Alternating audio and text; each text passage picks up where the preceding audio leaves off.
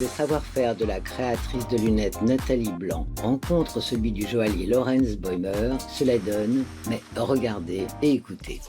L'époque que nous vivons est infiniment déconcertante et passionnante. Prenons les lunettes par exemple. Aujourd'hui ne les portent plus ceux qui en ont besoin et les portent ceux qui n'en ont pas besoin. Magie des progrès de la médecine et de la créativité réunis. Aujourd'hui, une artisane designer lunetière propose un défilé de lunettes et, avec un joaillier de la place Vendôme, élève ces dernières au rang de bijoux. Un jour, j'ai vu une bague sur le doigt d'une amie et j'étais très très jalouse. Je me suis dit, celle-là, je la veux. Qui est-ce ? Et c'était Lorenz Boimer. J'ai vu qu'il avait fait les camélias de chez Chanel, qu'il a fait le rouge à lèvres Guerlain, qu'il a fait la bague matelassée de chez Chanel. C'est un immense artiste. Et il s'avère qu'on s'est retrouvés à la sortie de l'école puisque son fils et ma fille étaient dans la même classe. Et à la réunion de parents-professeurs, je ne l'ai pas lâché jusqu'à ce que ma lunette soit faite. Déconcertante et passionnante, cette histoire qui présida à la rencontre de deux techniques. Voilà, c'est celle-ci exactement, celle-ci. La tête de mort avec le serpent qui sort de l'œil, qui était au doigt d'une amie. C'est une histoire réciproque d'admiration qui se traduit avec moi une très jolie paire de lunettes de chez Nathalie. Et je crois que c'est le propre de créateur de commencer d'abord par ce qui les fait rêver.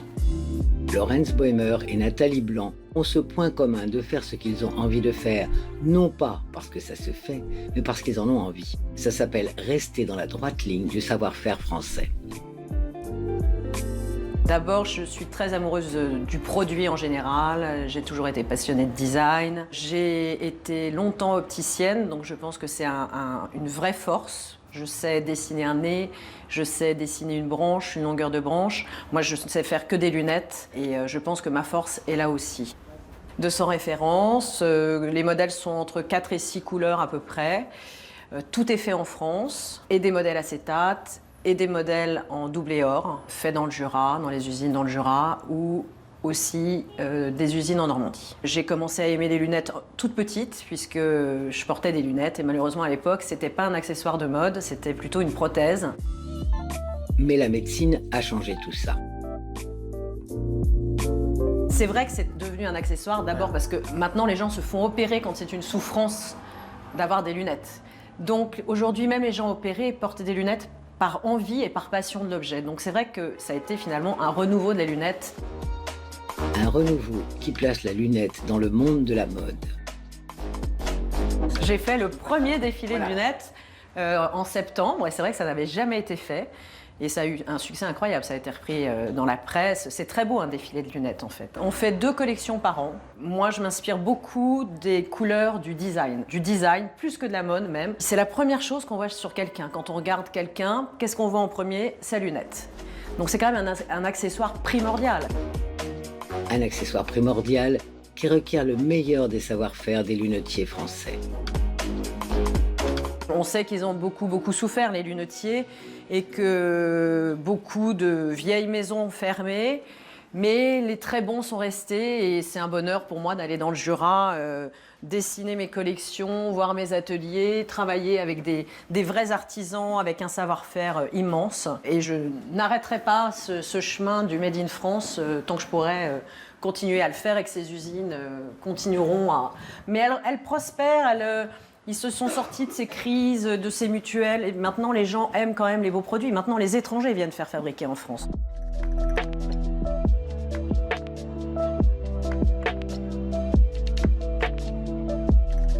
On réalise un prototype qu'ils nous envoient, où là on constate si nos codes écart de nez, longueur de branche, ligne sur le sourcil est équilibrée. Et si ça ne nous convient pas, par exemple celle-ci qu'on a reçue, on trouve que le nez est trop large, donc on va rappeler l'usine en lui disant de refaire le proto, de rétrécir un tout petit peu le nez qui est large, de changer un petit peu la forme du calibre, jusqu'à ce que le produit soit parfait.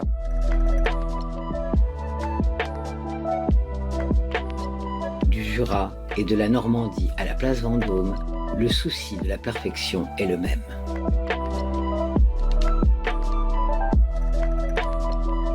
Venez voir. Je vais vous montrer un petit peu comment on travaille aussi, parce que c'est intéressant de voir les lunettes et de voir comment on travaille en dessinant à l'ordinateur pour vraiment se rendre compte de ce que ça donnerait une fois fini, sans que ça le soit même commencé. Je vais vous donner un exemple, vous voyez, des questions qu'on peut se poser. Vous voyez qu'ici, vous avez un trou. Donc, qu'est-ce qu'on fait? Est-ce qu'on met une très grosse pierre ici qui va briller plus que les petites pierres? Donc ça, on va se dire, oh là là, celles-là, elles sont moins bien que celles-là, mais c'est uniquement lié à la taille. Ou bien, est-ce qu'on va en mettre toutes de la même taille ici et on repart comme ça? Là, par exemple, on les fait toutes de la même taille, ce qui semble un peu plus cohérent, sauf que quand on les fait de la même taille, on se retrouve avec un trou en dessous. À chaque fois qu'on réalise un objet comme ça, on fait des arbitrages. Plus les diamants sont gros, plus ils brillent. Plus ils sont petits, moins ils brillent. Et c'est lié à la taille des diamants. Mais j'ai pas envie que quelqu'un vienne voir Nathalie et dise « Mais dis donc, là, t'as mis des diamants moches, là ». Ces lunettes bijoux sont intemporelles, mais la mode, elle, aime le changement. C'est un peu un secret, mais que je vous dévoile, mais on est un peu en train de travailler sur des formes un peu masques, mais en métal, grande, oversize, voilà. Le masque va avoir un retour, pas le masque importable, le grand masque, mais en optique, je pense qu'on va revenir à des formes un peu masques, un peu plates. Quel que soit le modèle choisi, il se doit d'être essayé chez Nathalie Blanc. Un bar à lunettes est fait pour ça, qui reçoit la presse et tous ceux qui aiment à se cacher pour être mieux vus. Place Vendôme, c'est une autre histoire. Je peux quand même essayer, vous voyez, je pense Alors, qu'on les déclinera un peu différemment. Celle-ci, il y a des hommes qui l'ont essayé à la soirée de lancement de la collection et c'était pas ridicule. Aucun problème, le ridicule n'a jamais tué. Ça se saurait. Savez-vous que